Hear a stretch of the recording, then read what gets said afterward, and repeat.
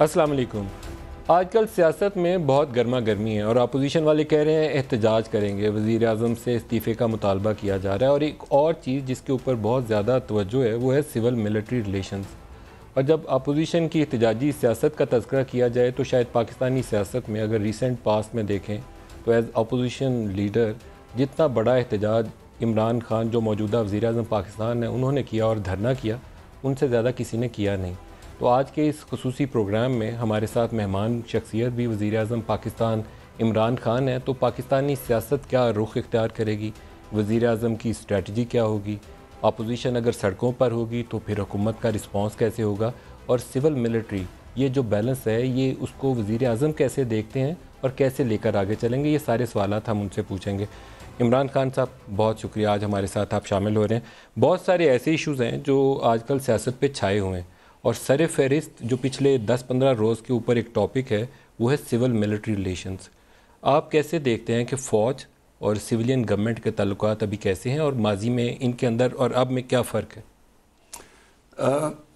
ندیم، بسم اللہ الرحمن الرحیم۔ دیکھیں، پاکستان میں سول اور ملٹری ریلیشن کی ایک مسئلہ رہا ہے ہمارا، اور وہ ہم سارے تاریخ جانتے ہیں۔ 1958 سے جب مارشل لاء لگا، اور اس کے بعد پھر جب جمہوریت آئی اور پھر وہ مارشل لاء، تو ایک پورا ایک تاریخ ہے۔ پہلے صرف ایک چیز کا ہم نے فیصلہ کرنا ہے کہ کیا ماضی میں اگر کوئی غلطیاں ہوئیں، کسی آرمی چیف نے غلطی کی، تو کیا ہمیشہ کے لیے ساری آرمی کو برا بھلا کہنا؟ کیا اگر جسٹس منیر نے غلط فیصلہ کیا تو کیا اس کے بعد جوڈیشری کو ساری زندگی ہم نے برا بھلا کہنا ہے؟ کیا اگر پولیٹیشنز یہ چوری کر کر کے پیسہ ملک کا باہر لے کے جاتے ہیں تو سارے پولیٹیشنز برے ہیں؟ قائد اعظم بھی پولیٹیشن تھے۔ پوائنٹ یہ ہے کہ ملک صرف ماضی ہوتا ہے سیکھنے کے لیے۔ ہم نے سیکھا کیا ہے؟ ہم نے سیکھا یہ ہے کہ ملٹری کا کام گورنمنٹ چلانا نہیں ہے۔ مارشل لاء ایک اگر جمہوریت نقصان دے رہی ہے ملک کو، تو اس کا یہ نہیں مطلب کہ جمہوریت کی جگہ مارشل لاء آ جائے، اس کا مطلب کہ جمہوریت کو ٹھیک کرنا ہے۔ اسی طرح اگر جوڈیشری کے اندر غلط فیصلے ہو رہے ہیں، یا چیف جسٹس ایک ایسا آ جائے جو کہ غلط فیصلے کرے یا ملک میں پروٹیکٹ نہ کر سکے کمزور کو طاقتور سے، تو اس کا یہ نہیں مطلب کہ جوڈیشری کو کنڈیم کر دیں، اس کو بہتر کریں۔ اور اللہ کا کرم ہے، جوڈیشری ہماری ایوالو کرتی گئی ہے، اسی طرح ہماری فوج بھی ایوالو کرتی گئی ہے۔ اور میں یہ سمجھتا ہوں کہ جو موجودہ سول ملٹری ریلیشن ہے، یہ پاکستان کی تاریخ کا سب سے بہتر ریلیشن ہے۔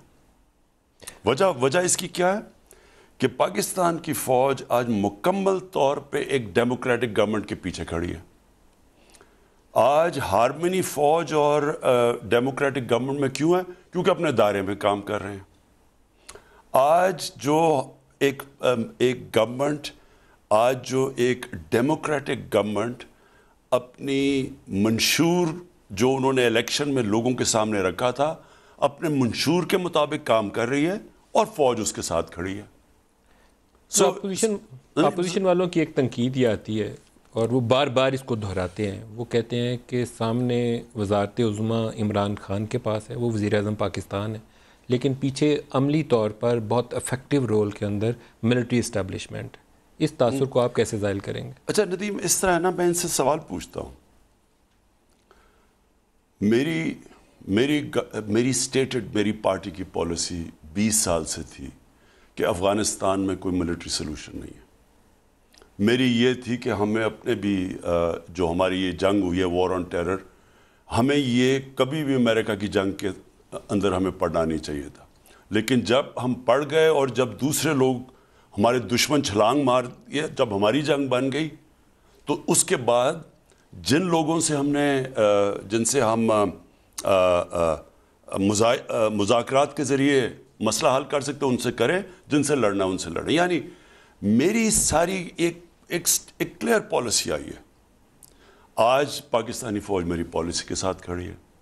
ہندوستان کے ساتھ میری کلیئر تھا کہ ہم نے ہندوستان کے ساتھ اچھے تعلقات کرنے ہیں، پاکستانی فوج ساتھ کھڑی تھی۔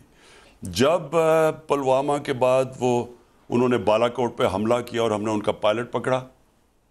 میں نے جب واپس کرنے کا فیصلہ, پاکستانی فوج ساتھ کھڑی تھی. کرتارپور میں پاکستانی فوج ساتھ کھڑی ہے ہندوستان کی. مجھے کوئی بتا دے کہ ایک جگہ جو میری گورنمنٹ کی پالیسی ہے پاکستانی فوج نہ کھڑی ہو. لیکن ندیم وجہ ہے اپوزیشن کا. میں آپ کو مسئلہ بتاتا ہوں. اپوزیشن کا مسئلہ ہے کہ ان کے جو نواز شریف ہے یہ کبھی بھی ڈیموکریٹ نہیں تھا. پہلے تو ان کو پالا فوج نے, جنرل جیلانی سے شروع ہوئے, جنرل ضیاء الحق نے, ہمارے سامنے, میرے تو سامنے سب کچھ ہوا نا, کیسے اس کو ہاتھ پکڑ کے منہ پہ چوسنی لگا کے تو ایک پولیٹیشین بنایا, ایک بزنس. یہ تو پھل کے ٹوکرے ڈی سیز کے کمرے کے باہر رشوت دیتے تھے.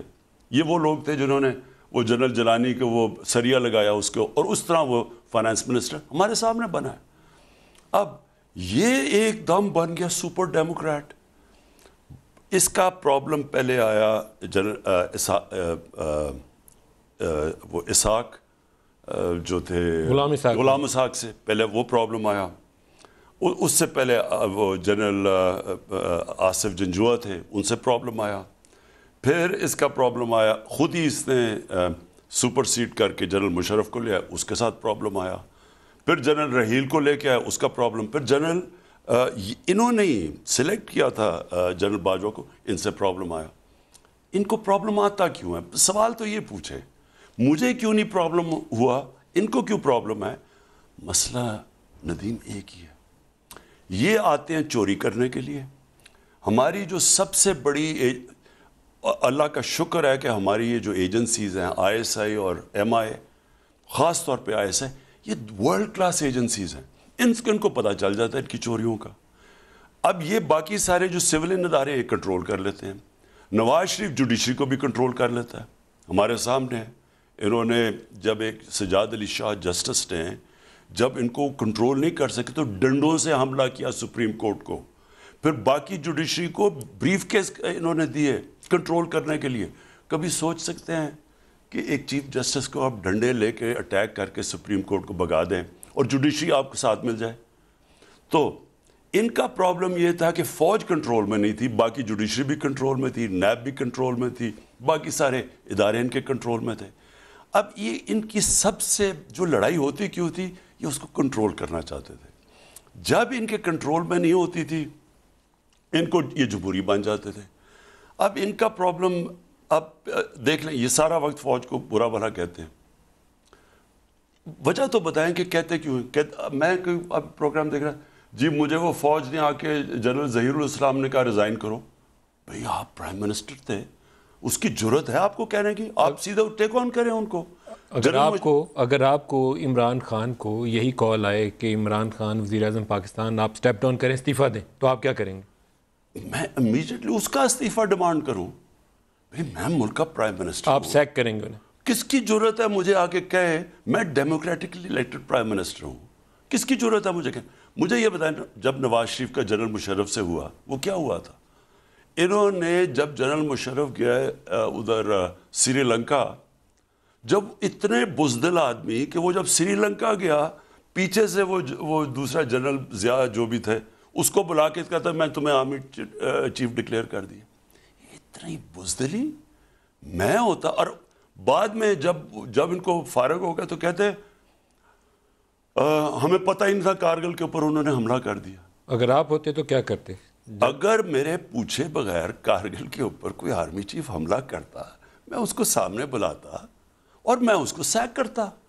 میں اتنا بزدل کہ وہ جناب سری لنکا گیا ہوا ہے جہاز میں, تو میں نے اس کو فارغ کر کے کسی اور کو بنا دیا. اصل میں مسئلہ ان کا یہ ہے.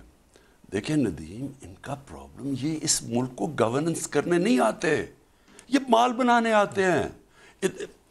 آپ کو میں ایک بات بتاتا ہوں, جو سب سے بڑی طاقت ہوتی ہے انسان کے اندر وہ جسمانی طاقت نہیں ہوتی, وہ اس کی اخلاقی طاقت ہوتی ہے.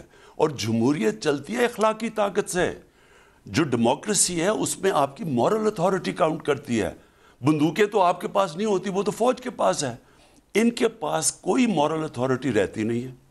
پہلے یہ آپ کو بھول گئے ہیں کہ جب ان کو 2/3 ملے تو امیر المومنین بننے کی کوشش کی. یہ کیوں ان کو, مجھے کیوں نہیں امیر المومنین بننے کی کوشش کرنا؟ یہ کیوں ایک دم امیر المومنین؟ کیونکہ سارے اداروں کو کنٹرول کرنا چاہتے ہیں یہ، کیونکہ یہ ان کا مقصد جو مرضی میں بادشاہ سلاوت پور میں کروں، میں رائیونڈ کے سارے یہ اتنی بڑی اسٹیٹ، میرے سے کوئی پوچھے نہ کہ پیسہ کدھر سے آیا ہے، حدیبہ پیپر مل کے نام پہ میں اربوں روپیہ باہر بھجوا دوں، فیک نام پہ لے کے آؤں، مجھے کوئی نہ پوچھے۔ یہ تو اصل مسئلہ دیکھیں، یہ ان کا ڈیموکریٹک مائنڈ سیٹ ہے ہی نہیں۔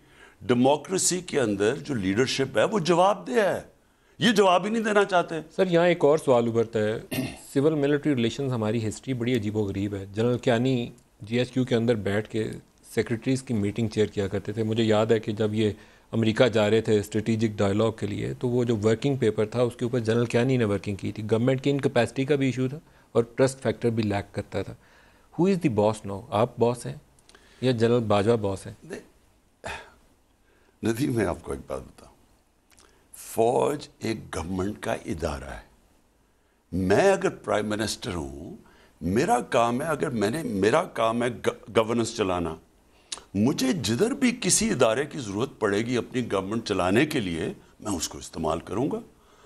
جو سیکیورٹی میجرز ہوتے ہیں، ساری دنیا کے اندر ملٹری کا اس کے اندر سب سے بڑا سے ہوتا ہے۔ اب یہ جو افغانستان کی لڑائی ہے، آپ اوباماز وار پڑھ لیں، کتاب ہے ووڈ ورڈ کی، اس کے اندر وہ اوباما بیٹھا ہوا ہے جنرلز کے ساتھ۔ اوباما کہتا ہے کہ میں نے نکلنا ہے افغانستان سے کیونکہ مجھے نہیں نظر آ رہا آپ جیت رہے ہیں۔ وہ آگے سے جنرلز اس کو کنونس کر دیتے ہیں کہ جی اگر آپ یہاں سے نکل گئے تو وہ نیو یارک میں لڑائی ہوگی، اگر آپ یہاں سے نکل گئے آپ کو کہیں گے آپ فیل ہو گئے جنگ میں۔ تو اوباما جنرلز کی بات سن کے پھنس جاتا ہے افغانستان میں۔ کہنے کا مقصد یہ ہے کہ جدھر سیکیورٹی ایشوز ہوتے ہیں ساری دنیا میں فوج اس کے اندر، کیونکہ ان کی انگریس ہوتی ہے، ان کے پاس ایجنسیز ہوتی ہیں۔ ڈیسیژن آپ لیتے ہیں، فائنل اتھارٹی آپ ہیں۔ یہ پلیز ایک بات سمجھیں، فوج کا کام اب مثلا اب ہندوستان کے کشمیر کے افیئرز ہیں، ساری جو انسٹیٹیوشنل میموری ہے وہ فوج کی ہے۔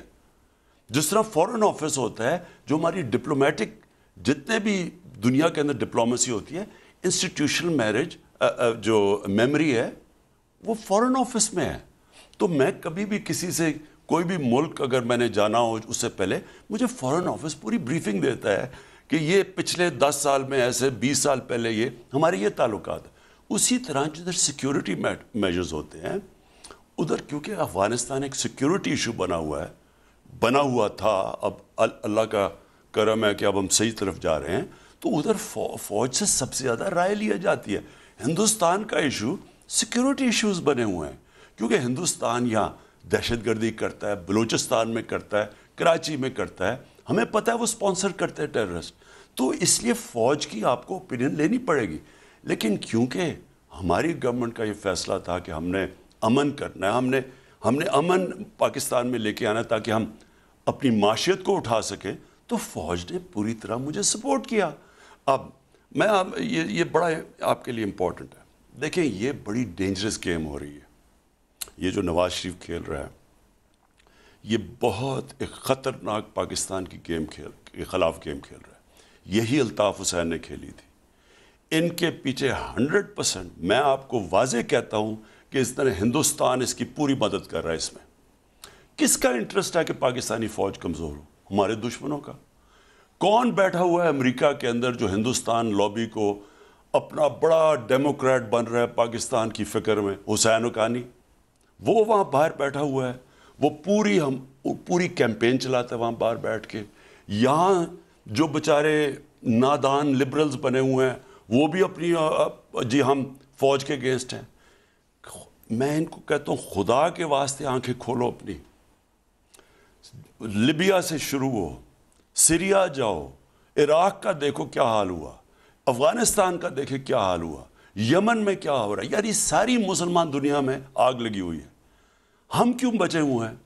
اگر آج ہماری پاکستانی فوج نہ ہوتی اس ملک کے، میں آج آپ کو رائٹنگ میں دنوں 3 ٹکڑے ہوئے ہوتے۔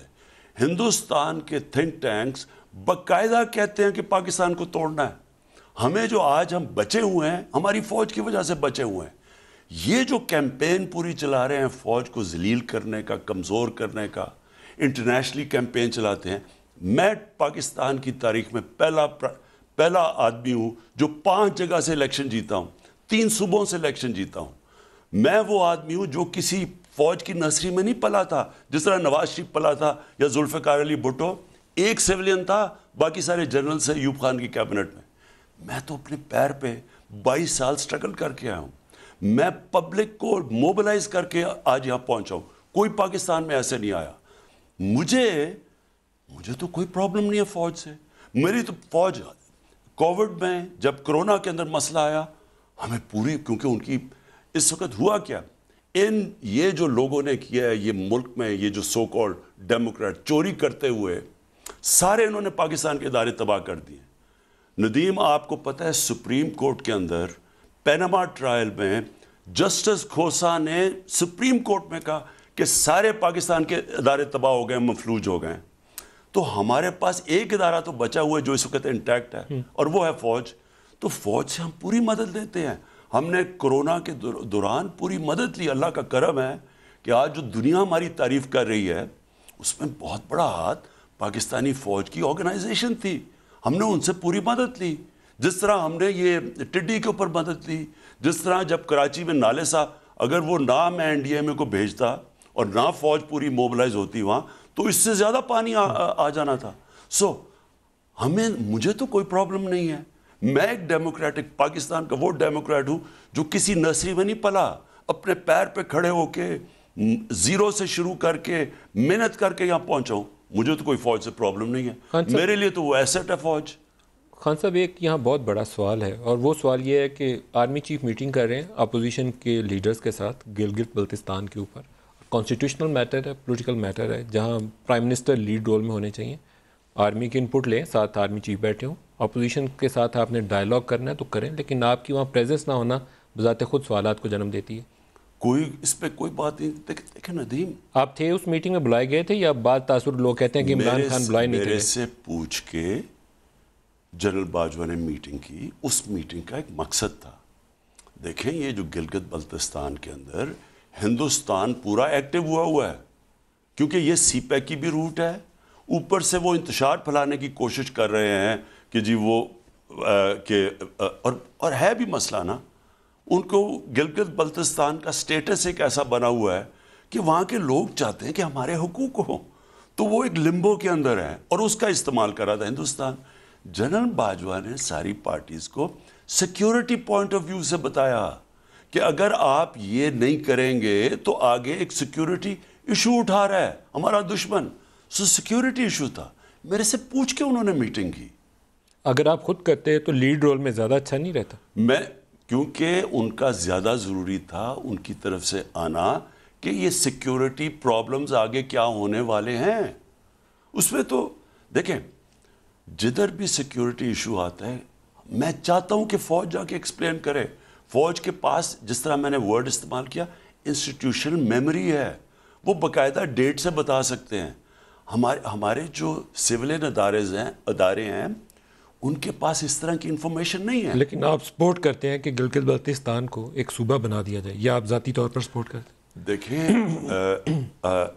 جو پروویژنل ہم نے فیصلہ کیا, پروویژنلی اس کو صوبہ کا سٹیٹس دیں, کیونکہ وہاں ایک فیلنگ چلے گئی ہے ڈیپریویشن کی. لوگ یہ سمجھ رہے ہیں کہ ہم ہیں پاکستان کے شہریہ نہیں ہیں, کیونکہ ان کا ہم نے سٹیٹس ایک لمبو میں رکھا ہوا ہے, اور اس کو ایکسپلوئٹ کیا جا رہا ہے. اس کو یہ جو ہندوستان کوشش کر رہا ہے, ہندوستان کس وقت کوشش کیا کسی نہ کسی طرح پاکستان کے اندر انتشار پھیلائے, شیعہ سنی کی لڑائی کروائے. یہ ہمیں پہلے 3 مہینے سے پتا تھا کہ انہوں نے شیعہ سنی کے اندر پورا انتشار کرنے کی کوشش کی. پہلے انہوں نے فیصلہ کیا تھا شیعہ اور سنی کے علماء کو قتل کروائیں, اسیسینیٹ کروائیں. وہ اللہ کا شکر ہے ہماری ایجنسی سے پکڑ لیا صحیح ٹائم پہ. یہاں اسلام آباد میں 2 دہشت گرد گروپس پکڑے. سر یہاں سپیچ ہوگی, بعض ایشوز پہ مجھے سوال بہت آپ سے جاننا چاہوں گا اس پہ لہدہ سے, کہ یہاں سپیچ ہوگی کیپٹل کے اندر, ہمیں پرو ایکٹیولی ایسے لوگوں کو روکنا چاہیے. نہیں سوری, میں پہلے آپ کو میں یہ کلیئر کر دوں. دیکھیں, یہ ہندوستان کی ہمیں سمجھنا چاہیے کہ یہ جو اس وقت بی جے پی کی حکومت ہے, کبھی بھی اتنی اینٹی پاکستان حکومت آئی نہیں ہے ہندوستان میں. اور جو ہم نے شروع میں ان سے دوستی کی کوشش کی, ہمیں سمجھنا ہے کہ ہم پوری کوشش کر رہے ہیں دوستی کی, اور مجھے تو ہندوستان میں لوگ جانتے ہیں، میں ہندوستان کو سب سے بہتر جانتا ہوں. مجھے نہ سمجھ آیا پھر یہ نظریاتی طور پہ پاکستان کے وجود کے خلاف ہے، اور اس لیے ہمیں ان سے بہت بڑا خطرہ ہے. تو جو بھی اس وقت ہماری فوج کو اٹیک کر رہا ہے، اس کو کمزور کر رہا ہے، یہ جو نواز شریف کر رہا ہے، یہ اتنا بڑا فتنہ کر رہا ہے. پہلے تو مجھے اس کے اوپر غصہ یہ ہے کہ یہ اتنے بے شرمی سے جھوٹ بول کے گیا. ہمیں بتایا جا رہا ہے جی یہ پتہ نہیں کسی وقت بھی مر سکتا ہے، اس کو اتنی بیماریاں ہیں، اس کو یہ پلیٹلیٹس اتنے گر گئے ہیں. ہم کیبنٹ میں 6 گھنٹے ہم نے میٹنگ کی، ساروں نے کہا کہ اس کا ماضی سب پتہ تھا. یہی گیا تھا مشرف سے ڈاکیومنٹ اور سعودی عربیہ سے سائن کر کے سعودی عربیہ. 6 سال کہتا رہا میں نے کوئی سائن نہیں کیا. جب وہ سعودی عربیہ کا وہاں سے شہزادی نے آ کے وہ ڈاکیومنٹ دکھا دی. کوئی ان کو شرم نہیں ہے جھوٹ بولنے میں. اور وہاں جا کے ہندوستان کی اب گیم کھیل رہا ہے، بیٹھ کے پاکستان کو اٹیک کر رہا ہے. اس کو 100% پیچھے سے بیکنگ مل رہی ہے. بڑا بزدل آدمی ہے یہ، اس کے بغیر یہ کچھ کر نہیں سکتا. اور وہاں بیٹھ کے صرف اور صرف اس کا 1 پوائنٹ ایجنڈا ہے، اپنا پیسہ بچانے کے لیے یہ جو مرضی کرے گا، پاکستان کو دو پہ لگائے گا. یہ دوسرا الطاف حسین بن گیا. وزیر اعظم صاحب یہ گفتگو جاری رہے گی، ایک چھوٹا سا وقفہ لے لیں جی، ہمارے ساتھ رہیے گا. میں ان کو ایک ایک کو جیلوں میں ڈالوں گا قانون توڑے. استعفیٰ دیں گے یا نہیں دیں گے؟ استعفیٰ ان کے کہنے پہ دینے کا مطلب یہ ہے کہ ان چوروں کی بلیک میل میں آ کے میں کہوں گا کہ میں اچھا جی استعفیٰ دے رہا ہوں. زبیر صاحب کی جو ملاقاتیں ہوئی ہیں آرمی چیف کے اوپر، مجھے اگر آج کوئی کہے کہ آپ کو اپنی پاور بچانی ہے یا آپ نے این آر او دینا ہے، میں کہتا ہوں میں پاور چھوڑنے کے لیے تیار ہوں، میں ان کو این آر او نہیں دوں. کچھ ایسا ہوا آرمی چیف نے کہا ہو کہ آپ پیچھے اٹھ جاؤ بھائی؟ اس وقت اگر ہم ان کا پریشر برداشت کر گئے ان چوروں کا، یہ ملک ایک وہ ملک بنے گا جو اس نے بننا تھا. کیا نواز شریف یقین دہانی کرا کے باہر گئے تھے؟ ہمیں تو خوف یہ ہو گیا تھا کہ وہ جہاز کی سیڑھیاں نہیں چڑھے گا، یہ اتنا برا اس کا حال ہے. تو استعفیٰ تو آپ کو بھی نہیں تھا ملا، تو استعفیٰ انہیں بھی نہیں ملے گا. آسان جواب تو یہی ہے.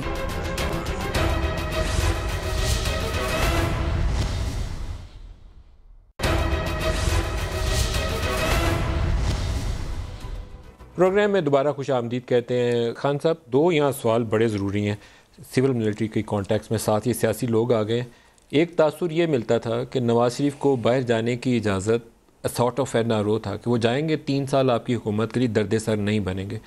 زبیر صاحب کی جو ملاقاتیں ہوئی ہیں آرمی چیف کے اوپر، اس کے اوپر بھی خبر یہی باعث آئی کہ وہ گئے ہیں کہ ان کو دوبارہ سیاست میں حصہ لینے کی اجازت دی جائے، اور وہاں سے جواب یہ ملا ہے کہ نہیں 3 سال تو ابھی آپ باہر رہیں، ابھی آپ موجودہ حکومت کے لیے کوئی درد سر نہیں بنیں گے، آپ کو پروٹیسٹ نہیں کرنے دیں گے. کیا کوئی ایسا ارینجمنٹ تھا جب نواز شریف کو باہر بھیجا گیا؟ کہیں کسی جگہ پہ کوئی ایسا ایشورنس دی گئی ہو؟ دیکھیں ندیم، میں آپ کو ایک بات بتاتا ہوں.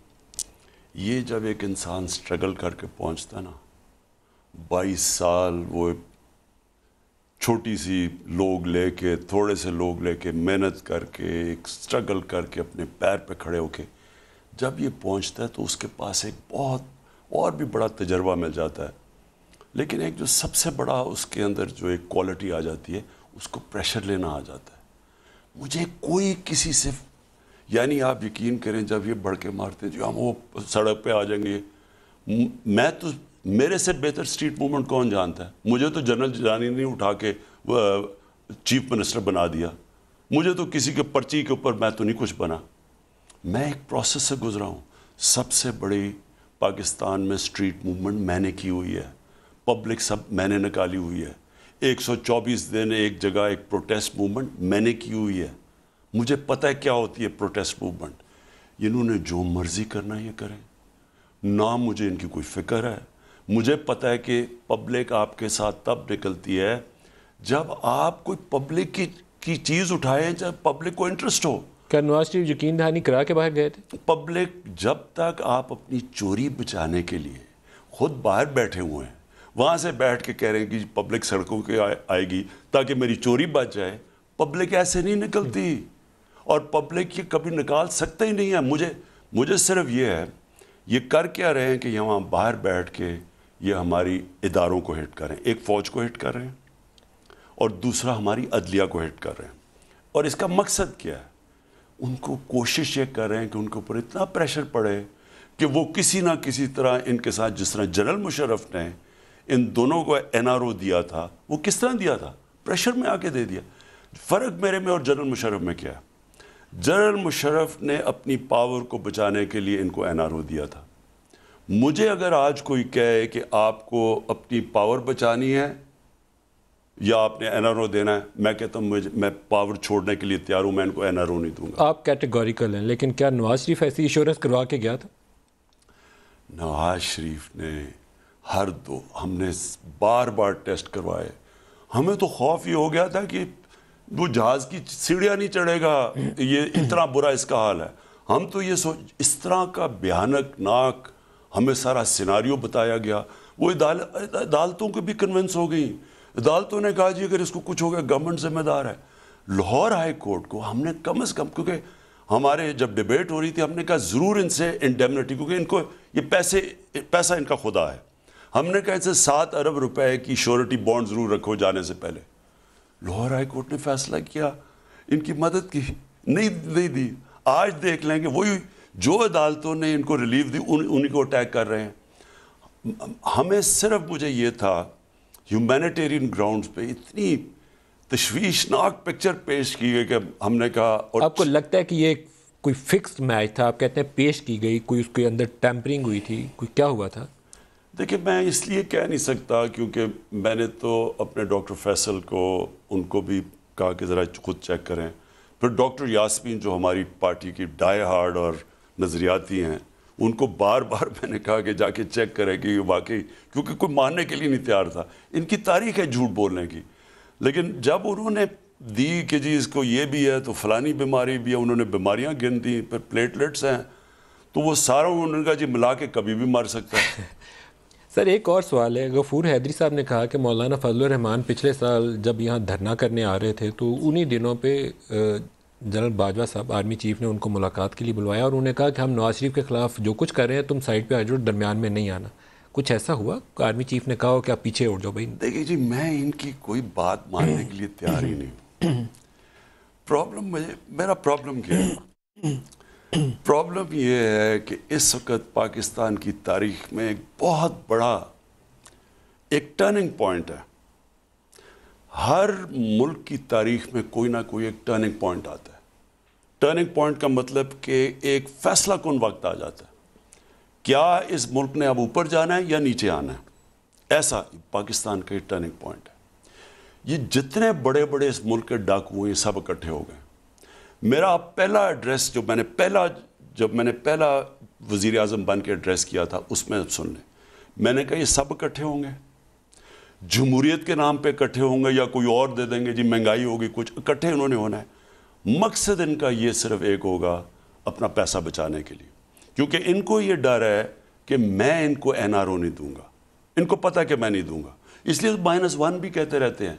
تو میں نے پہلے سے پیشن گوئی کی تھی کہ سب اکٹھے ہوں گے اور یہ پریشر ڈالیں گے پاکستان کے اداروں پہ, میرے پہ پریشر ڈالیں گے. ان کو پتہ ہے کہ میں نہیں مانوں گا, لیکن انہوں نے پاکستان کی عدلیہ پہ پریشر ڈالنا ہے, نیب پہ پریشر ڈالنا ہے, پاکستانی فوج پہ پریشر ڈالنا ہے.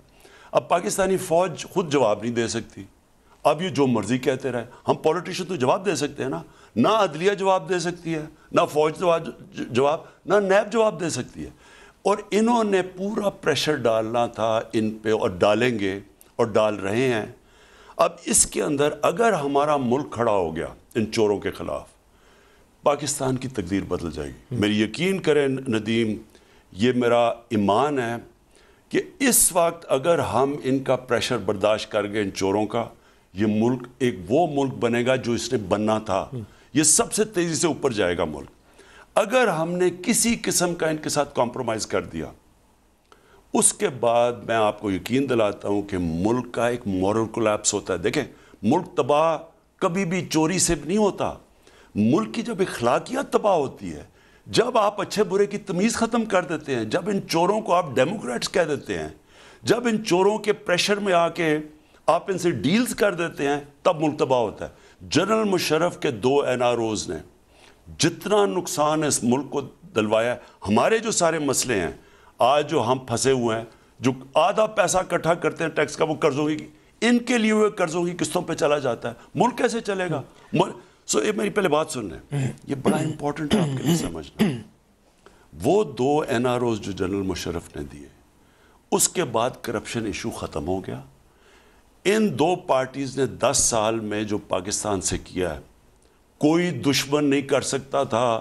مجھے کوئی آج بتا سکتا ہے کہ آپ کا قرضہ 6 ٹریلین سے پہنچ گیا 3 لائبلٹیز پہنچ گئی 30 ٹریلین پہ.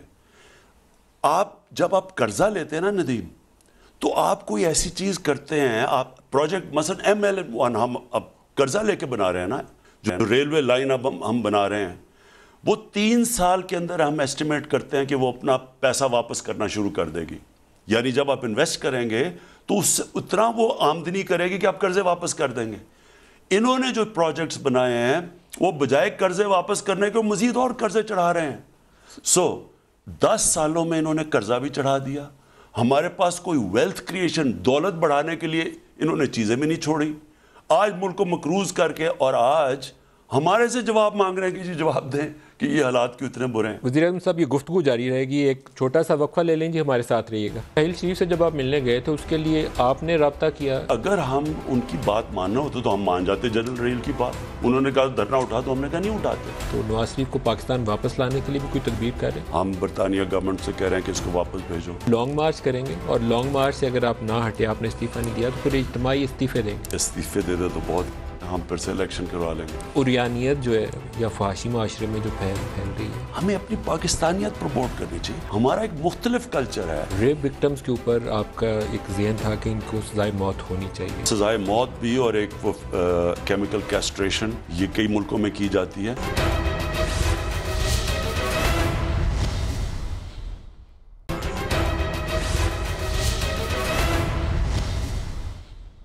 پروگرام میں دوبارہ خوش آمدید کہتے ہیں. خان صاحب, آپ چاہتے ہیں کہ ایسا اکاؤنٹیبلٹی کا نظام ہو جس کے اوپر الزام لگے وہ بچ نہ پائے. جنرل عاصم باجوہ آپ کے ساتھ ہیں, اور ان کے اوپر جو الزامات کی نوعیت ہے کافی سنگین ہے, اور الزامات کہتے ہیں کہ ان کی 99 کمپنیز ہیں. 99 نہیں ہوں گی تو کم ہوں گی, لیکن بہرحال ان کے فرینچائزیز ہیں. پاپا جونز کا ذکر آ گیا, ان کے بچوں کی, اہلیہ کے. ایسی نوعیت دوسرے لوگوں پر آئی تو آپ نے ان کے اوپر ٹیمز بنائی, JITs کی تشکیل کی, واجد ضیاء کو بولا تحقیق کرو. پاناما میں ایسے ہوا, ابھی آپ نے کلین چٹ دے دی, وہ کیسے؟ دیکھیں ندیم, پہلے تو میں واضح کر دوں, جب آپ امتیاز کرتے ہیں, جب آپ کا جو احتساب ہوتا ہے وہ اکراس دا بورڈ نہیں ہوتا, وہ احتساب پھر نہیں ہوتا. یا آپ کا احتساب سب کے لیے ہوتا ہے یا کسی کے لیے نہیں ہوتا. آج تک پاکستان میں جب سے نیب بنی ہے, آج تک نیب کے ہوتے ہوئے کرپشن بڑھتی گئی ہے. کیوں بڑھی ہے؟ اب جا کے یہ 2 سال چھوڑ دیں, اس سے پہلے نیب کے ہوتے ہوئے کرپشن بڑھتی گئی. نیب کا تو کام تھا کرپشن کم کرنا. وہ کیوں ہوا؟ کیونکہ نیب فرق کرتی تھی اپنے اور دوسروں میں. یعنی کمزور طاقتور ہوا, اس کے پاس ووٹس ہوئی, اسمبلی میں بیٹھا ہوا ہے, اس کے لیے نہیں, اس کے لیے اور قانون بن گیا. جو دوسرا ہے, جو کمزور ہے, ڈسپینسبل ہے, اپوزیشن میں, اس کے اوپر ہو گیا. یہ جب آپ دیکھیں نبی صلی اللہ علیہ وسلم کی جب بھی ان کی کوئی وجہ تھی نا کہ انہوں نے اٹھا کے مسلمانوں کو کہاں سے پہنچا دیا, کوئی وجہ تھی. اس کے اندر ان کی ایک بہت بڑی یہ ان کی جو حدیث ہے کہ بڑی قومیں تمہارے سے پہلے تباہ ہوئی جدھر ایک قانون طاقتور اور ایک کمزور کے لیے.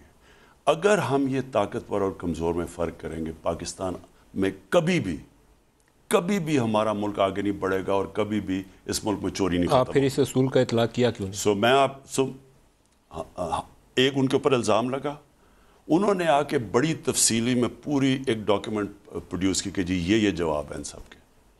اب اگر کوئی وہ آگے کہتے ہیں کہ نہیں جی یہ کوئی ڈسپیوٹ کرتا ہے, اس کو ہمیں وہ دے, ہم اس کو کروا دیں گے. لیکن میں آپ کو یہ بتا رہا ہوں, آپ کو تحقیقات نہیں کرانی چاہیے ایز پرائم منسٹر, جیسے آپ نے باقیوں کا کہا, واجد ضیاء کو دیکھو شوگر میں کیا ہوا, پاناما میں کہا گیا دیکھو نواز شریف کے پاس کیا ہوا, یہاں پہ بھی آپ کرتے تاکہ ٹرانسپیرنسی کے تقاضے پورے ہو جاتے. میں آپ کو واضح کر دوں, انہوں نے ابھی تک جو ہمیں چیزیں پریزنٹ کی وہ ہم نے دیکھی, انہوں نے سارے کی چیزوں کے جواب دیے ہوئے تھے. اگر کوئی مزید, اب دیکھو انہوں نے تو پبلک ڈاکیومنٹ ہے نا, کوئی بھی مزید اگر اسے کویسچن کرتا ہے ہم اس کو انویسٹیگیٹ کریں گے. میں بالکل کروں گا. اور میں آپ کو آج کہہ رہا ہوں کہ میری نظر میں جب آپ اپنے چوروں میں اور دوسرے چوروں میں, یا اپنے کرپٹ میں اور دوسرے کرپٹ میں جب فرق کرتے ہیں, احتساب ختم ہو جاتا ہے.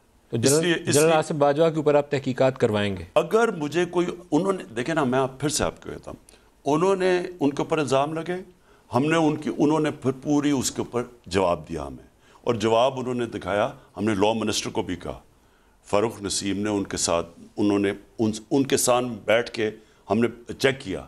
جب انہوں نے کہا کہ جی یہ انہوں نے آنسر کر دیا، ہم اب اگر کوئی اور آگے مزید کہتا ہے تو ہم اس کی انویسٹیگیٹ کریں گے، ضرورت پڑی ایف آئی او کو دے دیں گے.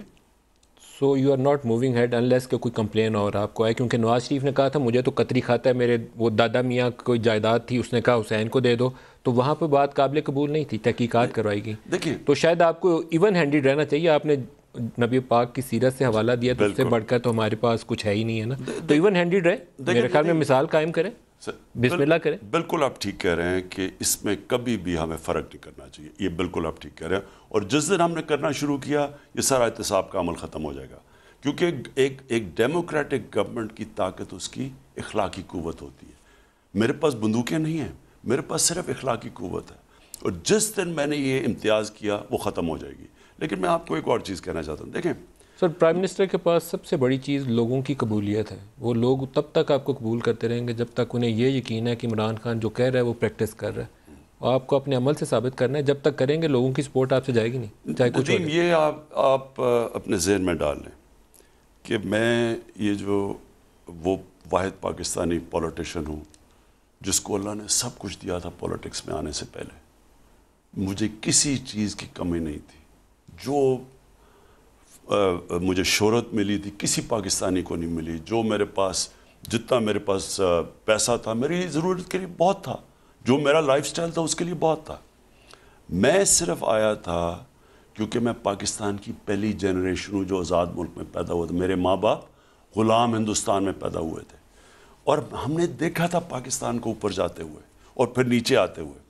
سو میں ایک مشن کی طرح اس میں ہوں. میں اپنے گھر میں رہتا ہوں، یہاں میں اپنے گھر کے خود خرچے دیتا ہوں. گھر کے اندر جو ہم نے ایک فینس بنایا، سیکیورٹی فینس، وہ تحریک انصاف نے اس کا پیسہ دیا، ہم نے ٹیکس کا پیسہ نہیں دیا. نیچے سڑک خراب تھی، مجھے کوئی گفٹ ملی توشہ خانہ میں پیسے جمع کروا کے، جو پیسے بچے میں نے اس پیسے سے سڑک ٹھیک کروائی ہے. میں یہ کیوں کر رہا ہوں؟ میں اپنے ملک کے لیے آیا ہوں، میں اپنی ذات کے لیے نہیں آیا. اس لیے میں آپ کو یہ واضح کر دوں، میری موٹیویشن پولیٹکس میں بالکل مختلف ہے ان لوگوں کی جو بھوکے ننگے آئے تھے اور آج اربوں پتی بن چکے ہیں. اور وہ جو لوگ پولیٹکس میں آ کے ایک فیکٹری سے 30 فیکٹریاں بنا لی. باہر ان کے پاس ایک گھر نہیں تھا. میرا تو پولیٹکس سے پہلے باہر فلیٹ تھا. میرا آج کوئی پراپرٹی باہر نہیں ہے. جن لوگوں کی کوئی پراپرٹی نہیں تھی جب پاور میں آئے، ان کے آج اربوں روپے کی پراپرٹیز باہر. سر، یہ گفتگو جاری رہے گی. ایک چھوٹا سا وقفہ لے لیں جی، ہمارے ساتھ رہیے گا.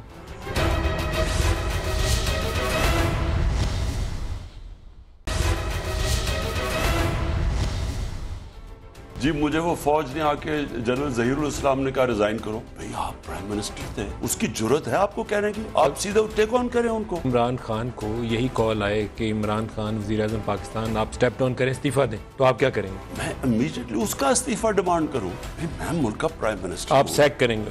کس کی ضرورت ہے مجھے آ کے کہے میں ڈیموکریٹکلی الیکٹڈ پرائم منسٹر ہوں. آرمی چیف میٹنگ کر رہے ہیں اپوزیشن کے لیڈرز کے ساتھ گلگت بلتستان کے اوپر. میرے سے پوچھ کے جنرل باجوہ نے میٹنگ کی. اس میٹنگ کا ایک مقصد تھا. یہ بڑی ڈینجرس گیم ہو رہی ہے یہ جو نواز شریف کھیل رہا ہے. ہندوستان اس کی پوری مدد کر رہا ہے. زبیر صاحب کی جو ملاقاتیں ہوئی ہیں آرمی چیف کے اوپر، مجھے اگر آج کوئی کہے کہ آپ کو اپنی پاور بچانی ہے یا آپ نے این آر او دینا ہے، میں کہتا ہوں میں پاور چھوڑنے کے لیے تیار ہوں. میں ان کو این آر او نہیں دوں. کچھ ایسا ہوا آرمی چیف نے کہا ہو کہ آپ پیچھے اٹھ جاؤ بھائی؟ اس وقت اگر ہم ان کا پریشر برداشت کر گئے ان چوروں کا، یہ ملک ایک وہ ملک بنے گا جو اس نے بننا تھا. جنرل آصف باجوہ آپ کے ساتھ ہیں اور ان کے اوپر جو الزامات کی نوعیت ہے کافی سنگین ہے. کوئی بھی مزید اگر اسے کویسچن کرتا ہے ہم اس کو انویسٹیگیٹ کریں گے. میں بالکل کروں گا. وزیر اعظم عمران خان کے اعزاز سے ان میں کوئی نیا کارخانہ، کوئی نئی مل، کوئی نئی فیکٹری لگی کہ کمی ہوئی؟ کہ باقی لوگ میرا مقابلہ نہیں کر سکیں گے. تو آپ کے اثاثے اوپر گئے کہ نیچے گئے؟ میرے اثاثے نیچے ہیں. پروگرام میں دوبارہ خوش آمدید کہتے ہیں. خان صاحب، دو آپ سے ذاتی نوعیت کے سوال پوچھ رہے ہیں، اجازت ہو تو. جی. ایک سوال یہ ہے کہ اپوزیشن والے کہتے ہیں کہ عمران خان اپنے اخراجات کیسے پورے کرتے ہیں، کیا آپ اس سوال کا جواب دے سکتے ہیں؟ تنخواہ تو اتنی نہیں ہوتی، پرائم منسٹر کی تنخواہ تو واجبی سے ہوتی ہے، کچن مشکل سے چلتا ہے. یہ ٹھیک کہتے ہیں اور بڑا آسان ہے ان کے لیے دیکھنا. میرے اثاثے ڈکلیئرڈ ہیں، میری ساری ویب سائٹ پہ بھی. اب پالیٹکس میں آنے سے پہلے سب کو کیونکہ ڈکلیئرڈ ہیں، سب کو پتہ چل جائے گا کہ اگر ان میں اضافہ ہو رہا ہے یا کم ہو رہا تو ہے. وزیر اعظم کے اثاثے پچھلے 2 سالوں میں وزیر اعظم عمران خان کے اثاثے، ان میں کوئی نیا کارخانہ، کوئی نئی مل، کوئی نئی فیکٹری لگی کہ کمی ہوئی؟ یہ سچا جواب اس پہ چاہیے تاکہ دیکھنے والوں کو بھی، مجھے بھی سمجھ تو آئے. دیکھیں میں نے آتے ساتھ یہ کہا تھا کہ میں جب پاور میں ہوں کوئی بزنس نہیں کروں گا، کیونکہ میں اگر بزنس شروع کر جیسے حضرت ابو بکر جب خلیفہ بنے، انہوں نے پہلی چیز کی، انہوں نے اپنے کپڑے کی دکان بند کی، کیونکہ انہوں نے یہ کہا کہ باقی لوگ میرا مقابلہ نہیں کر سکیں گے. میں اگر آج بزنس شروع کر دوں میرے لیے سب سے آسان کام ہے، میرے لیے کیا مشکل ہے آج تو آپ کے بزنس. اثاثے اوپر گئے کہ نیچے گئے؟ میرے اثاثے نیچے آئے ہیں. جب سے میں آیا ہوں میں نے ایک والد سے جو پلاٹ کیا تھا وہ بیچا، وہ اچھا سارا میرا ریکارڈڈ ہے. میں آپ کو بتاؤں یہ بڑا آسان ہوتا ہے، نہ میری کوئی بے نامی پراپرٹی ہے، نہ میری پاکستان سے باہر کوئی پراپرٹی ہے، سارے کچھ میرے ڈکلیئرڈ ہیں. تو وہ سارے دیکھ سکتے ہیں، ٹیکس والا سارا دیکھ سکتا ہے، میں نہ ٹیکس چھپا سکتا ہوں. میں کہنے کی یہ کوشش کر رہا ہوں. دیکھیں ندیم، جب آپ اقتدار میں آ کے بزنس شروع کرتے ہیں یہ کرپشن ہے. یہ کرپشن، کیونکہ میں اپنے اقتدار کو فائدہ کراؤں گا اپنی ذات کے لیے. یہ جتنے بھی اب یہ شریف خاندان کی کتنی بزنس تھی پہلے اقتدار سے پہلے، اس کے بعد آج ان کی کتنی بزنس ہے، ان کے باہر کتنی پراپرٹیز تھی، آج کتنی ہیں. شہباز شریف جب دوسری دفعہ آیا کتنی کمپنیز تھی، آج اس کی کتنی کمپنیز ہیں. جب اگر آپ جواب نہیں دے سکتے ان کا، آج یہ نواز شریف سے سب سے پہلے پوچھیں کہ آپ جواب تو دیں کہ یہ جو آپ کے یہ ایونز فیلڈ فلیٹ ہے جو اربوں روپے کا ہے، آپ کے بچہ ایک 9 ارب روپے کے فلیٹ پہ رہ رہا ہے، دوسرا کتنی اور ان کے بینک، آپ جواب دیں. اس کے بجائے جواب دینا ہے پاکستانی فوج بری ہے، پاکستان کی عدلیہ بری ہے، فلانا بدلے. اور میں دوسری بھی اور شہباز شریف کا بھی سن لیں. وہ جناب اب نیب میں ایسے کر رہے ہیں کہ وہ نیلسن منڈیلا بن گئے ہیں. پتہ نہیں انہوں نے کتنے بڑی وہ ملک کے لیے کوئی قربانی ہے. ایک ان کے ملازمین صرف رمضان، ان کی کوئی 22 کمپنیز ہیں، صرف رمضان شوگر مل میں ملازمین کے اکاؤنٹس میں 900 کروڑ روپیہ آیا ہے. 900 کروڑ روپیہ ملازموں کے نام پہ. آپ بجائے جواب تو دیں کہ کدھر سے آیا ہے. وہ اس کے سلمان شہباز کے 300 کروڑ روپیہ اس کے بینک میں جو جواب نہیں دے رہا ہے. یہ صرف جو نظر آئے ہیں، باقی پراپرٹیز ان کی، باقی پیسے جو باہر ہیں وہ اس کی بات نہیں ہو رہی. اب بجائے آپ نے ان کے جواب دینے، جی میں نیازی نیب نیکسس، میرے سے ندیم میں یہ کمپلیٹ ضرور کرنا چاہتا ہوں. میرے سے جب میں نے پینما کا ان کا اٹھایا، اور پینما باہر انکشاف ہوا تھا، انٹرنیشنل انکشاف ہوا تھا، وہ تو باہر پکڑے گئے. تو جب ہوا تو ہم نے ان سے جواب مانگا کہ بتائیے جناب یہ آپ کی پراپرٹیز جو مے فیئر کی تھی، یہ آپ وہ اس میں آ گیا کہ آپ کی پراپرٹیز بتائیں آپ نے کدھر سے لیے.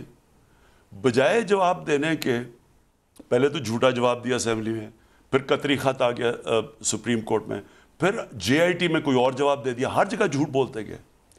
انہوں نے مجھے پریشرائز بلیک میل کرنے کے لیے میرے اوپر کیس کر دیا سپریم کورٹ میں، 2 کیسز کیے. اب میرے اوپر انتقامی کارروائی تھی.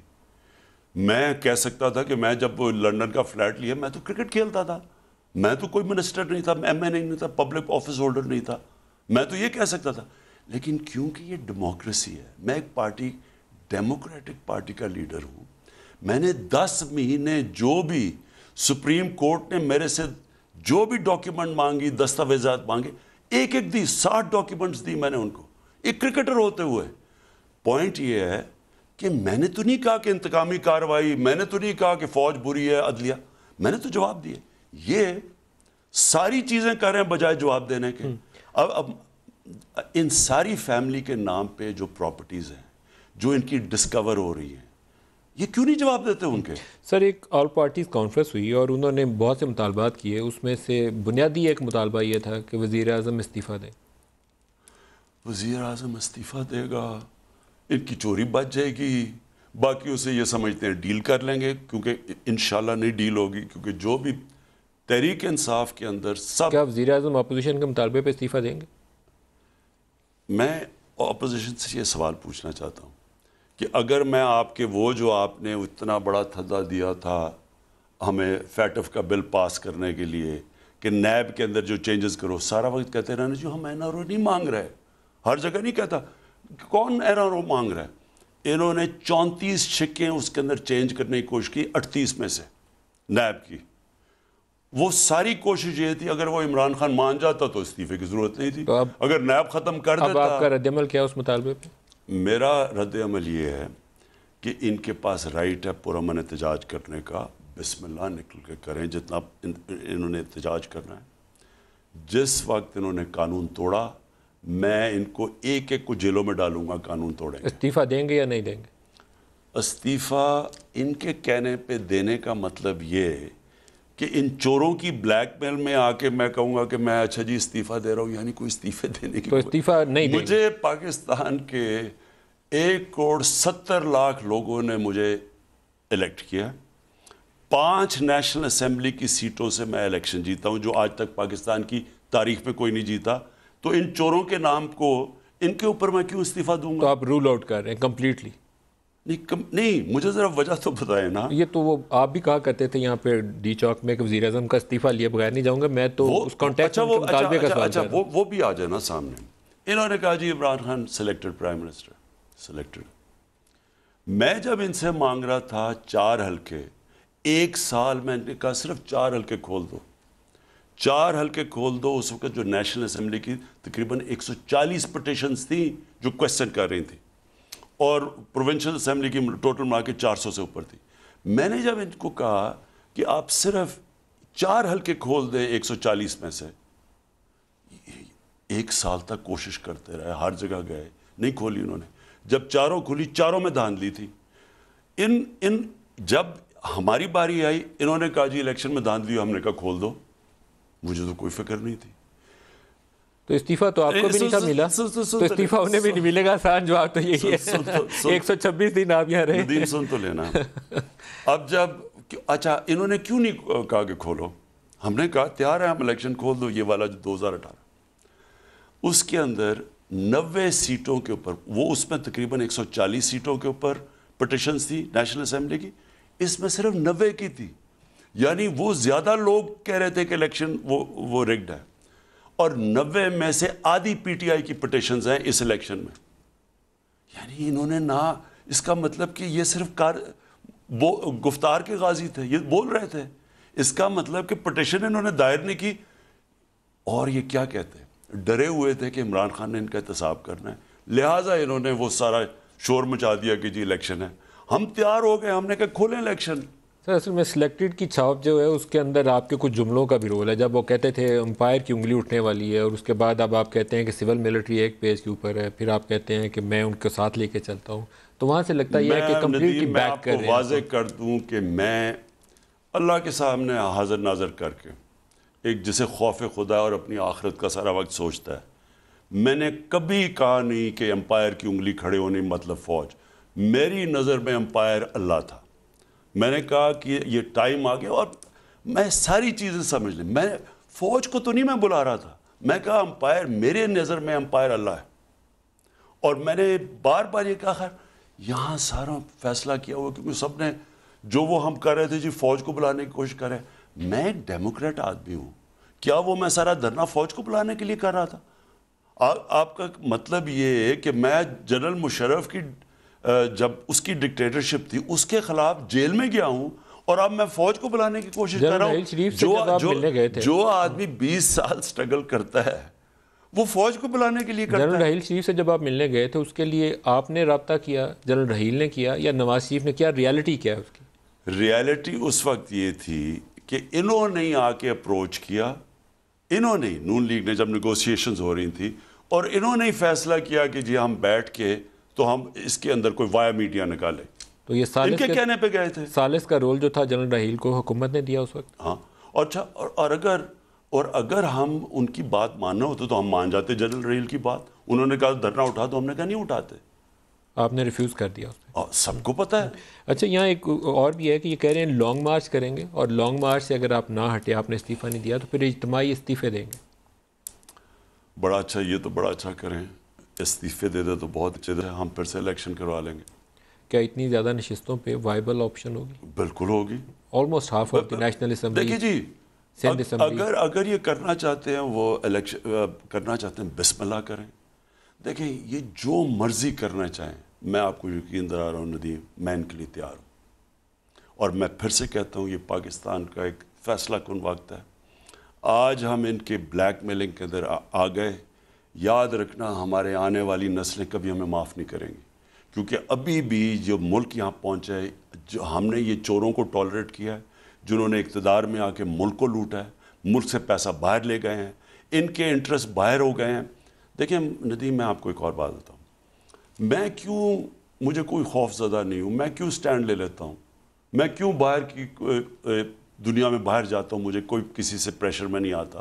کیوں میں ہندوستان کے پریشر میں نہیں آتا؟ کیوں نہیں انہوں نے ہندوستان کے خلاف کیوں نریندر موڈی کے یہ پیر چاٹ رہے تھے؟ کیوں چاٹ رہے تھے یہ؟ کیونکہ انڈین لابی بڑی سٹرونگ ہے امریکہ کے اندر. تو یہ ان کو خوش کرنے کے لیے کیوں یہ ملا تھا، جو برکا دات اپنی کتاب میں لکھتی ہے کہ جو نواز شریف کھٹ مانڈو میں چوری چوری چھپ کے ملا نریندر موڈی کو اپنی فوج سے ڈر کے. مجھے کیوں نہیں فکر؟ وجہ یہ ہے کہ ان کے پیسے باہر پڑے ہوئے ہیں. یاد رکھیں، جو ان کا پیسہ باہر پڑا ہے، ان کو سارا وقت فکر ہوگی کہ باہر کے اگر لوگ ناراض ہو گئے، یہ منی لانڈرنگ میں پکڑے جائیں گے. سنیں میری بات، یہ بڑی امپورٹنٹ بات ہے لوگوں کے لیے سمجھنے کی. جب آپ کے لیڈرز کا پیسہ باہر پڑا ہو، کبھی بھی وہ آزادانہ سٹینڈ نہیں لے سکتے. وہ جب چاہیں ان کو سکویز کر سکتے ہیں، کیونکہ ان کو اپنے ملک میں، امریکہ کے اندر ایک پیٹریوٹس ایکٹ پاس ہوا تھا. کسی بھی مسلمان لیڈر کا وہ کبھی بھی چاہیں اکاؤنٹس پتہ چلوا سکتے ہیں. جو انہوں نے کمپنیز میں بھی آف شور اکاؤنٹس بھی ہیں، سب کھول سکتے ہیں. یہ ہم ہمیشہ ان سے ڈرتے ہیں. مجھے کیوں نہیں فکر؟ کیونکہ میرا جینا مرنا پاکستان میں ہے. میں اگر پاور سے جاؤں گا، میں باہر بھاگوں گا نہیں. یہ جب پاور سے جاتے ہیں باہر بھاگ جاتے ہیں اور بادشاہ کی زندگی رہنا شروع کر دیتے ہیں. سینٹ انتخابات 2021 یہ شاید ایک بہت بڑی کٹ آف ڈیٹ ہے، جو اپوزیشن کو بھی نظر آ رہی ہے، آپ کی حکومت کے بھی سامنے ہوگی. ان کو لگتا یہ ہے کہ سینٹ میں اگر آپ کی جماعت کو اکثریت مل جائے تو پھر سنبھالنا میچ شاید برابر کرنا رہے، آپ کا پلڑا بھاری ہو جائے. اس سے پہلے وہ آپ کے ساتھ دو ہاتھ کرنا چاہیں گے. دیکھیں ندیم، اس سے پہلے بھی کچھ نہیں کر سکتے. سینٹ کے الیکشن کے بعد صرف فائدہ ہمیں یہ ہوگا کہ ہمیں جو قانون سازی ہے وہ آسان ہو جائے گی. اب تک ہمیں مشکل یہ ہے کہ ہماری قانون سازی اتنی مشکل ہوئی ہے، جو ریفارم کرنا چاہتے ہیں وہ جا کے پھنس جاتی ہے. سینٹ میں ان کی اکثریت ہے، ہم وہ کر نہیں سکتے. بڑی مشکلوں سے یہ پارلیمنٹ، دیکھیں جو ڈیموکریسی ہے نا، پلیز ایک یہ میں اپنی قوم کو بھی بتانا چاہتا ہوں، جو ڈیموکریسی ہے، ڈیموکریسی چلتی تب ہے جب ایک اپوزیشن ہوتی ہے جو عوام کے مفادات کی حفاظت کر کے گورنمنٹ کے اوپر چیک اور بیلنس ہوتی ہے. اس طرح چلتی ہے. اپوزیشن کا رول یہ ہوتا ہے کہ وہ گورنمنٹ کو کوئی ایسی چیز نہیں کرنے دیتی جو عوام کے مفادات کے خلاف ہو، تو وہ گورنمنٹ کو چیک میں رکھتی ہے. جب ایک اپوزیشن کے اندر وہ لوگ آ جائیں جن کا صرف اور صرف مقصد یہ ہو اپنی چوری، جو انہوں نے اتنی 30 سال میں پیسہ لوٹا ہوا ہے، ان کو صرف یہ ہو کہ ہم نے اپنا پیسہ بچانا ہے، وہ ڈیموکریسی نہیں چلتی. پھر یہ ہر جگہ بلیک میل کرنے شروع ہو جاتے ہیں اپنے پیسے بچانے کے لیے. پھر وہ بن جاتا ہے گورنمنٹ کو بلیک میل کرنا. اب ایسے قانون ہم نے لیگل ریفارمز کی ہوئی ہیں تاکہ لوگوں کے لیے عدالتوں میں آسان ہو، جلدی کیسز حل ہو. وہ پھنسی ہوئی 1.5 سال پھنسی ہوئی ہے. ہمارا یہ جو چیپ ہاؤسنگ کے لیے، غریبوں کے لیے گھر بنانے کے لیے ہمارا جو پروگرام ہے وہ کیوں پھنسا ہوا ہے؟ ایک عدالت نے فورکلوجر لاء ہے، یعنی جب تک آپ کو اگر بینک پیسے دیں گے ہی نہیں، جب ان کو یہ پتہ چلے کہ جناب اگر کوئی ہم اس کو پیسے دیتے ہیں گھر بنانے کے لیے، اگر وہ پیسے واپس نہیں کرتا تو وہ ہم کچھ کر نہیں سکتے، تو بینک نہیں دیں گے پیسے. پاکستان میں دنیا میں سب سے کم پیسہ دیا جاتا ہے، جس کی وجہ سے ہمارا پھنسا ہوا ہے. اب ہم وہ عدالت میں پھنسا ہوا ہے، ہم اسمبلی میں نہیں لے جا سکتے کیونکہ ہمیں پتہ ہے وہ سینٹ میں جا کے پھنس جانا ہے. وزیر اعظم صاحب، یہ گفتگو جاری رہے گی، ایک چھوٹا سا وقفہ لے لیں جی، ہمارے ساتھ رہیے گا.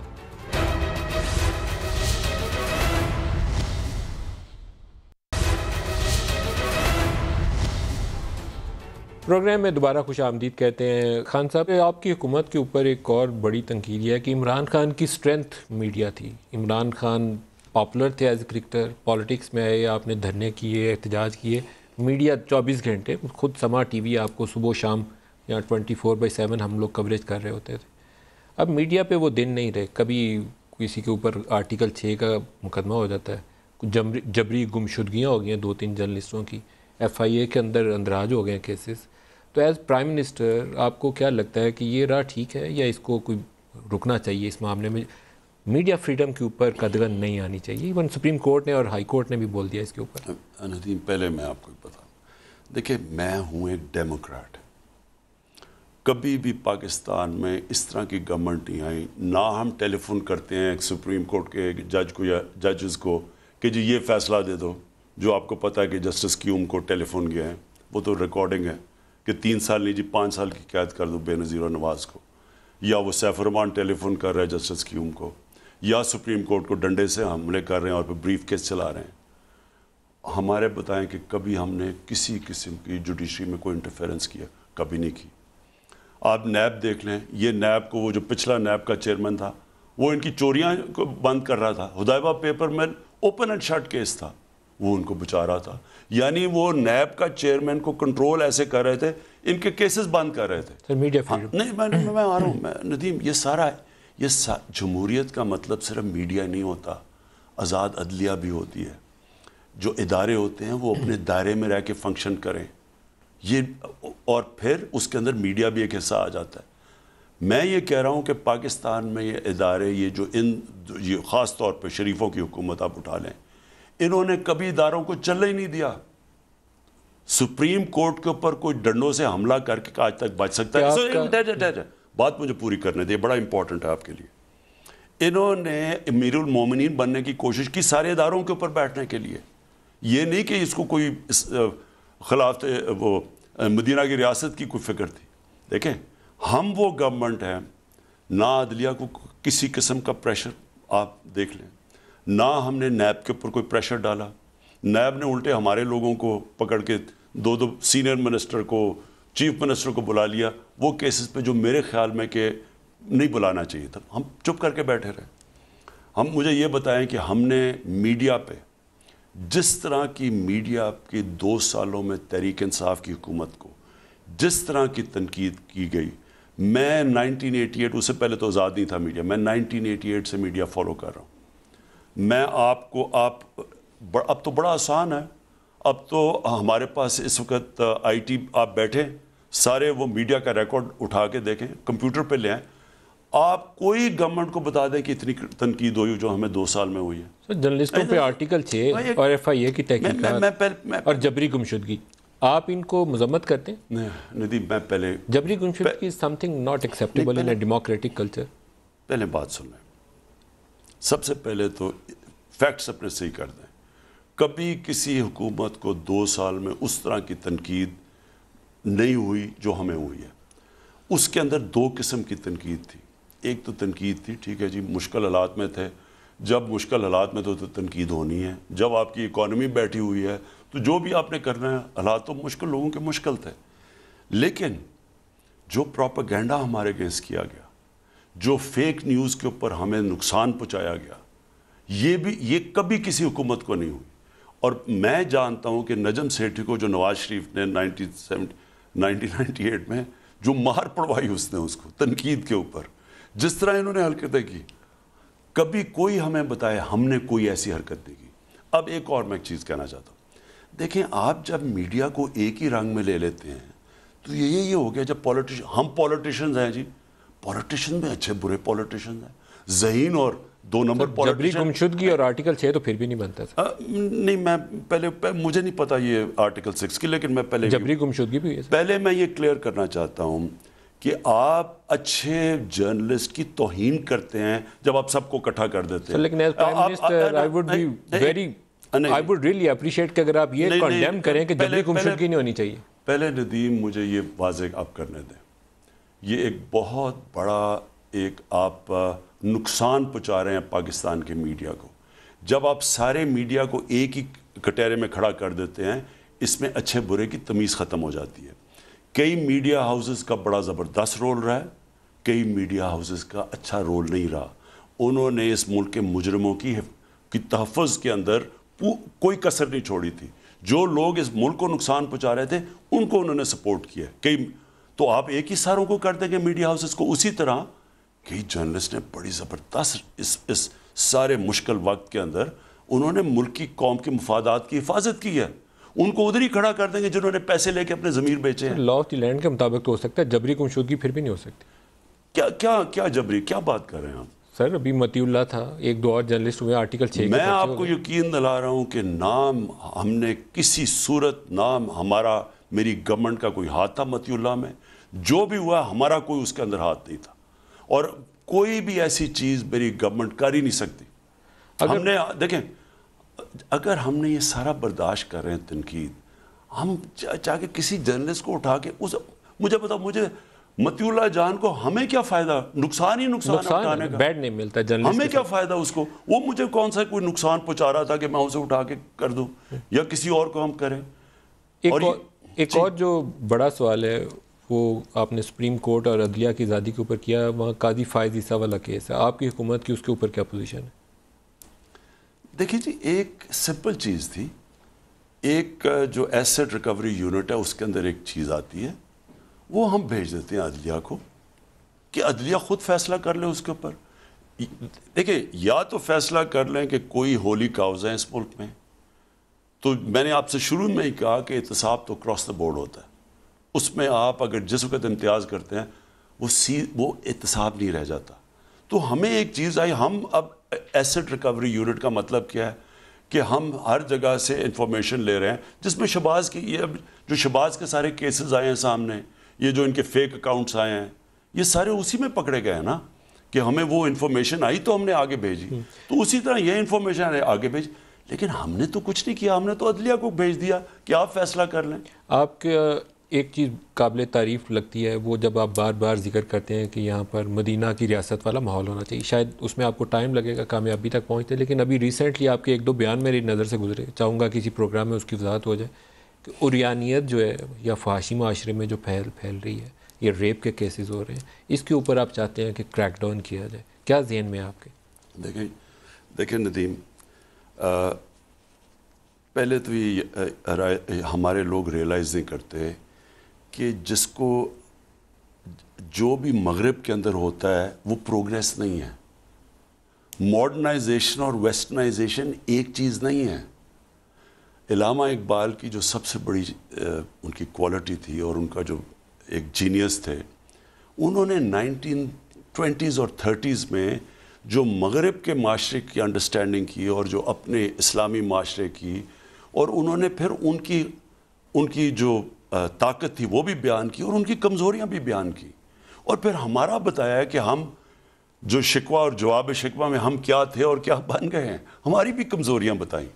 پوائنٹ یہ ہے کہ جب تک ایک معاشرے کے اندر یہ ابیلٹی نہ ہو کہ صحیح معنی میں ایک تجزیہ کیا جائے, ایک انالیسس کیا جائے کہ اس مغرب معاشرے کی کیا طاقت ہے, ہماری کیا, ان کی کمزوری کیا, ہماری کیا.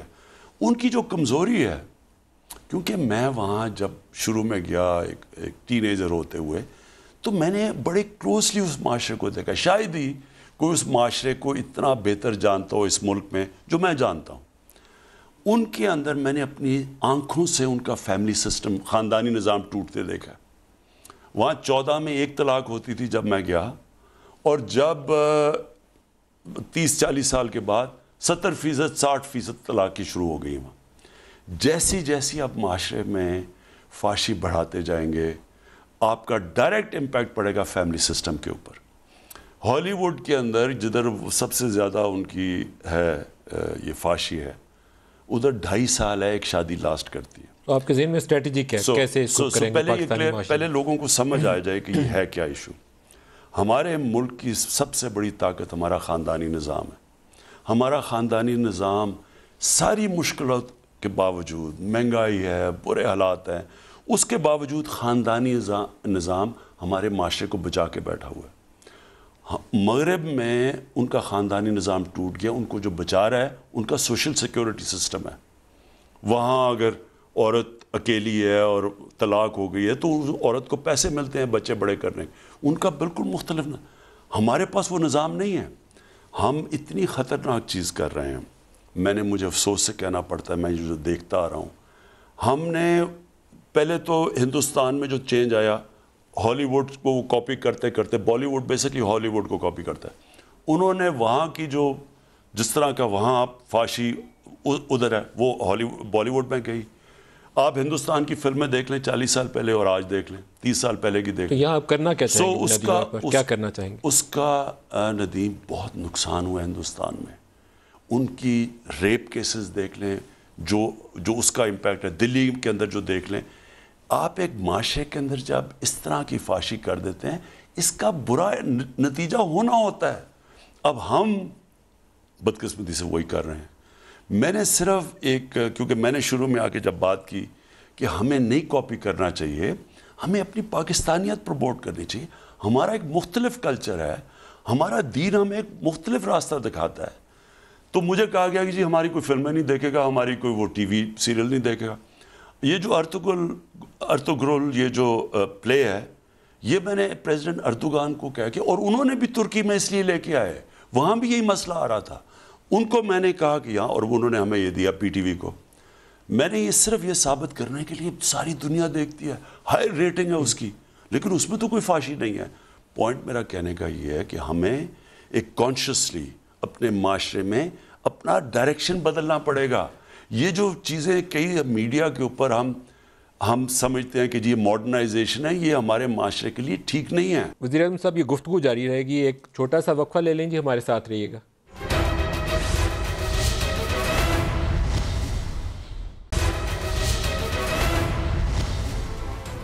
پروگرام میں دوبارہ خوش آمدید کہتے ہیں. خان صاحب، ریپ وکٹمز کے اوپر آپ کا ایک ذہن تھا کہ ان کو سزائے موت ہونی چاہیے یا بڑی سخت سزائیں ہونی چاہیے کہ کچھ رکاوٹ پیدا ہو، خوف ہو ان کو سزا کا. کچھ کرنے جا رہے ہیں؟ ہم قانون لے کے آ رہے ہیں. دیکھیں جی، عبرت ناک سزا یہ ہمارے دین کے اندر سزائے موت دینے کی تجویز ہے. عبرت ناک سزائے موت بھی، اور ایک وہ کیمیکل کیسٹریشن، یہ کئی ملکوں میں کی جاتی ہے.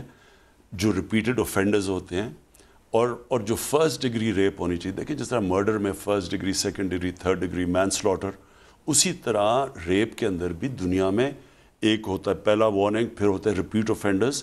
ان کے اوپر یہ جو، اور میں آپ کو بتاؤں کہ ایک تو ریپ وکٹمز ہیں، دوسرے جو بچوں سے ہو رہا ہے اس وقت، یہ بڑی معاشرے بات نہیں اس کی کرتا. یہ جتنا میں نے آ کے تحقیقات کی ہیں، یہ بہت زیادہ ہے ہمارے معاشرے میں. ماں باپ شرم میں، لوگ بات نہیں کرتے، رپورٹڈ کیسز نہیں ہیں. اس کے اوپر ہمیں بڑا اسٹرکٹ ایکشن، ہم ایک قانون لے کے آ رہے ہیں جس میں عبرت ناک ہو، سزا عبرت ناک. بچوں سے زیادتی پہ بھی بہت سخت سزائیں دیں. دیکھیں اس کا مطلب آپ نے بچے کی زندگی تباہ کی، ان کے ماں باپ، ان کے اوپر کیا گزرتی ہوگی؟ بچے کی زندگی تباہ ہوگی. جو یہ کرتے ہیں، جس طرح خاتون سے ریپ کیس ہوتا ہے، اس کی خاتون کے اوپر کیا گزرتی ہوگی، اس کے گھر میں، اس کے بچوں پہ یہ جو ہوا ہے. سو یہ بڑے سیریس اوفینس ہیں. اور ہمارے معاشرے میں، مغربی معاشرے میں اتنا امپیکٹ شاید نہ پڑتا ہو. ہمارا تو فیملی سسٹم ہے. ایک منٹ، ہماری ارینج میرجز ہیں. سوچیں کہ اس معاشرے کے اوپر کتنا نقصان. ہمارا تو یہ ملٹی پلائی ہوتا ہے. اس لیے ہم نے اس کے اوپر ایک انشاءاللہ قانون لے کے آ رہے ہیں، بڑا اسٹرکٹ ایکشن لیں گے، عبرتناک سزائیں دیں گے. 2 سال آپ کی حکومت کو ہو گئے، 3 باقی ہیں. تو آپ کے ذہن میں پاکستان کے کیا نقشہ، کیا ویژن کیا ہے کہ at the end of your term 5 سال جب پورے کریں تو پاکستان کیسا نظر آئے گا؟ دیکھیں ندیم، سمجھنا ہے کہ ہم کیوں پاکستان ایک آج سے 50 سال پہلے بڑی تیزی سے اوپر جا رہا تھا، اور ہم کیوں کرتے کرتے نیچے آ گئے. اور عام ملک ہیں جن کے پاس ہمارے سے زیادہ دولت ہے. مثلا سنگاپور ہے، اس کی ایکسپورٹس 300 ارب ڈالر سے اوپر ہے، اور ان کا 50 لاکھ آبادی ہے، اور ہمارے ساتھ ہی اوپر گئے وہ. اور ہم 22 کروڑ آبادی کی ایکسپورٹس 25 ارب ڈالر ہے. سو جب تک آپ ایکسپورٹ نہیں کریں گے، آپ کی دولت کیسے بڑھے گی؟ دیکھیں نا، ایک سمپل میں لوگوں کو سمجھاتا ہوں اکانومی سمجھانے کے لیے، کہ ایک گھر ہے، جب تک وہ اس کی آمدنی زیادہ خرچوں سے نہیں ہوگی، وہ گھر آگے تو نہیں بڑھ سکتا. اگر اس کے خرچے زیادہ ہوں گے تو وہ گھر مقروض اور غریب ہوتا جائے گا. پاکستان تب تک ایک امیر ملک نہیں بنے گا جب تک ہمارے ملک میں زیادہ ڈالر آئیں، یعنی ایکسپورٹ زیادہ کریں، اور ہمارے ملک میں جو ملک سے باہر ڈالر جا رہے ہیں وہ کم ہوں.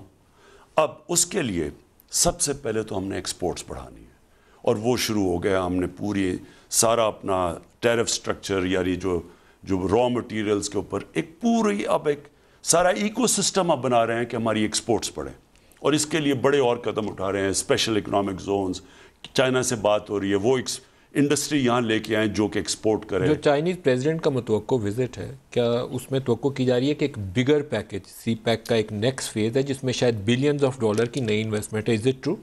انشاءاللہ وہ تو جب ہوگا میں آپ کو بتاؤں گا, لیکن میں آپ کو صرف بیسکلی بتانا چاہتا ہوں. نمبر 1 ایکسپورٹس بڑھانی, ساری قوم کو لگائیں کہ ہم نے کسی نہ کسی طرح اس ملک میں زیادہ ڈالر لے کے آنا ہے بنسبت کے اس وقت جو زیادہ ڈالر باہر جا رہے ہیں. تب تک یہ اوپر نہیں جا سکتا ملک. اس کے لیے نمبر 1 ایکسپورٹس, نمبر 2 ریمیٹنسز, وہ ہماری بڑھنی شروع ہو گئی. جو ہمارے باہر ورکرز ہیں ان کا ہم پیسہ بینکنگ چینل سے لے کے آئیں. نمبر 3 انویسٹمنٹ ایسی ہو جو پاکستان میں جب پیسہ آئے تو ہم اس انویسٹمنٹ سے اگر ایکسپورٹ کر سکیں. مثلا جو چائنیز نے اپنے ملک میں جب دولت بڑھائی تھی تو انہوں نے اپنی باہر سے انویسٹمنٹ لے کے آئے, اسپیشل اکنامک زونز میں ایکسپورٹ انڈسٹری لگائی جس سے چائنیز سے باہر ایکسپورٹ ہو. جب تک ہماری ملک ایکسپورٹ نہیں شروع کرے گا, جو بدقسمتی سے ہم نے 50 سال سے نہیں کی, تو اور اس کے علاوہ ہم اپنا جو ملک میں جو چیزیں ہم باہر سے منگواتے ہیں, مثلا دالیں باہر سے آ رہی ہیں, مثلا ہم گھی جو ہے وہ پام آئل باہر سے آ رہے ہیں, یہ ساری چیزیں پاکستان میں ہو سکتی ہیں. تو اب ہم اس ملک میں بھی وہ چیزیں, زیتون ہے, اب ہم آپ کو پتہ ہے کہ انڈس کے جو سجے ہاتھ پہ رائٹ بینک پہ جتنا یہ سلیمان رینج ہے, یہ بہترین علاقہ ہے زیتون کا ہے. ہم یہاں اس پہ لاسٹ کپل آف منٹس نہیں, میں سمجھا دوں آپ کو, یہ بڑا ضروری ہے. سارے ملک کو ہم لگائیں کہ ہم ملک میں زیادہ چیزیں باہر بیچیں تاکہ ہماری ڈالر زیادہ ہیں بنسبت کے اس وقت ہم جو امپورٹ کر رہے ہیں. جو نون لیگ چھوڑ کے گئی تھی 60 ارب ڈالر کی امپورٹس اور 20 ارب ڈالر کی ایکسپورٹس, اور پھر ہمیں کہتے ہیں کہ جی ہم بڑا اچھا ملک چھوڑ کے گئے تھے. تو وہ ملک میں جدھر اگر آپ 3 گنا زیادہ باہر سے مال, یعنی آپ کا ڈالر 3 گنا زیادہ باہر جا رہا ہے, وہ ملک تو غربت میں پڑ جائے گا. سر آخری 2 سوال پوچھ لوں. محمد بن سلمان کو وہ آپ کو بھائی کہتے تھے اور کہتے تھے کہ میں آپ کا نمائندہ ہوں. ابھی ریسنٹلی تھوڑا سا تلخی والا کوئی ماحول لگتا ہے پیدا ہو گیا, تھوڑی دوری آ گئی, کچھ قربت کا دوبارہ امکانات ہیں؟ نہیں, ہمارے سعودی عربیہ سے بالکل صحیح تعلقات ہیں. کوئی بڑا ہائی پروفائل وزٹ ابھی تو نہیں, لیکن آپ یقین کریں کہ دیکھیں سعودی عربیہ سے ہمارے کبھی تعلقات خراب ہو ہی نہیں سکتے, کیونکہ ہمارا بڑا ایک تاریخ ہے ہماری اچھے تعلقات کی. تو دلوں میں ابھی بھی اتنی قربت ہے جتنی پہلے تھی؟ جی بالکل, ہماری بڑی میں سوچ بھی رہا ہوں جانے کا. خیر ابھی تو کرونا بیچ میں آ گیا تو کوئی ٹرپ نہیں لگی, لیکن انشاءاللہ میرا آگے پلان بھی ہے. لاسٹ کوسچن, نواز شریف کے اوپر آپ کا بہت فوکس رہا ہے انٹرویو میں بھی اور سیاست میں بھی, تو نواز شریف کو پاکستان واپس لانے کے لیے بھی کوئی تدبیر کر رہے ہیں؟ بالکل, ہم نے فوری طور پہ پلان بنا لیا ہے. ہم برطانیہ گورنمنٹ سے کہہ رہے ہیں کہ اس کو واپس بھیجو. ایک جھوٹ بول کے ایک مجرم اس ملک سے, جس کو کبھی مجرم کو ایسی اجازت نہیں دی جاتی, ہم نے ہیومینیٹیرین گراؤنڈز پہ اس کو باہر جانے کی اجازت دی. اور وہاں جا کے انہوں نے سارے ان کے لوگوں نے کہا کہ جی اوہو گورنمنٹ ذمہ دار ہوگی اگر اس سے کچھ ہو گیا, اور وہاں جا کے اس نے سیاست شروع کر دی. اور سیاست ہی نہیں شروع کی, ہمیں پتہ ہے کہ یہ باہر کے لوگوں سے, باہر کے ملکوں کے لوگوں سے باقاعدہ مل رہا ہے. وہ صرف یہ نہیں سازش کر رہا ہے پاکستان کے خلاف, ہم اس کو واپس بلوا رہے ہیں. کوئی ایکسٹریڈیشن ٹریٹی تو ہے نہیں, کوئی ایسا لیگل پروسیس ہے نہیں. یہ ان کے لیے اس لیے کہ ایک مجرم جو ایک اسپیسیفک ریزن کے لیے گیا تھا, اس کے لیے کوئی وجہ نہیں کہ وہ ہم اس کو واپس نہ بھیجیں. عمران خان وزیر اعظم پاکستان, بہت شکریہ آج کے پروگرام میں آپ ہمارے ساتھ رہے. اب وہ کرونا کے SOPs ہیں اس لیے میں آگے بڑھ کے آپ سے ہاتھ نہیں ملا سکتا. بہت شکریہ. آج کے پروگرام سے اتنا ہی, اجازت دیجیے. خدا حافظ.